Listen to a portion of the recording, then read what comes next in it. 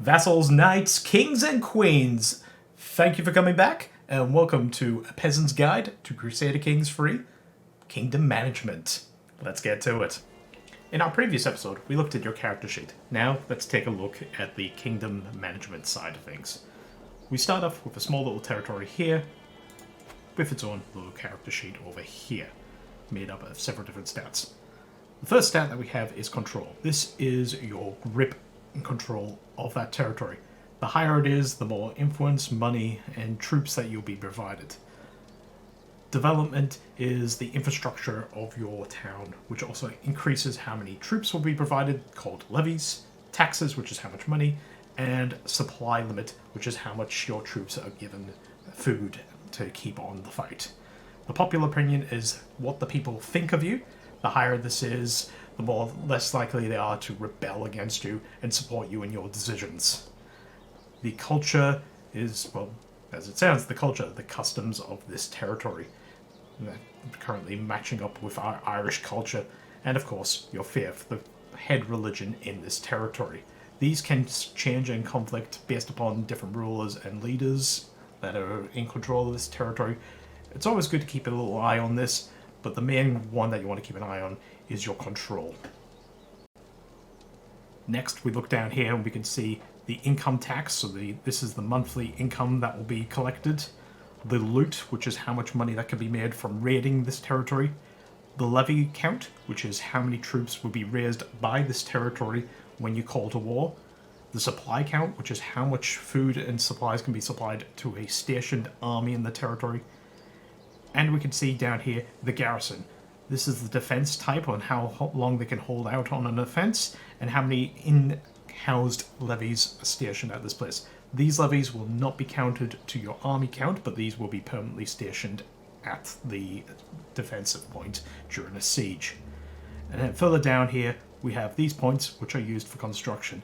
Unlike other management city games, Seek here does not have a huge reliance on constantly building and expanding, but you'll get a couple of minor options here and there, usually increasing a stat or two.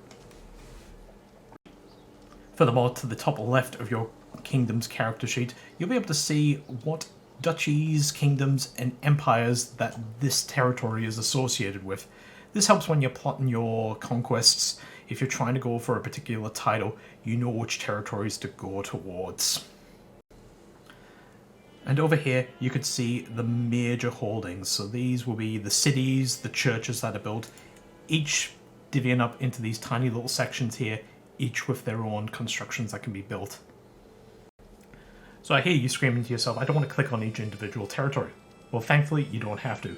Over here, you'll have the Realm tab, which will give you a readout on every kingdom, empire, barony, duchy that you are involved in, that you have some control over. As we can see here, it's got all the information.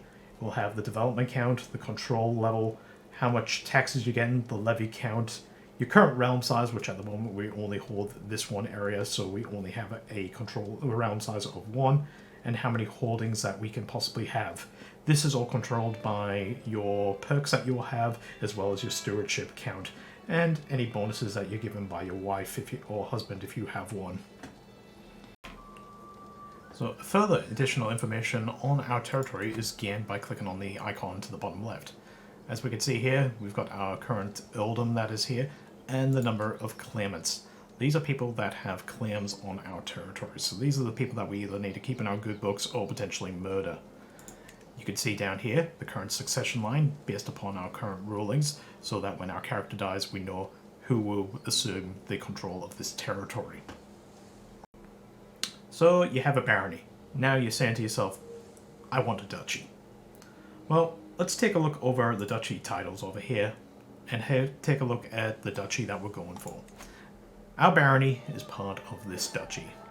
We can see here that this duchy is part of the Kingdom of Ireland, and that the Kingdom of Ireland is part of the Empire of Britannia.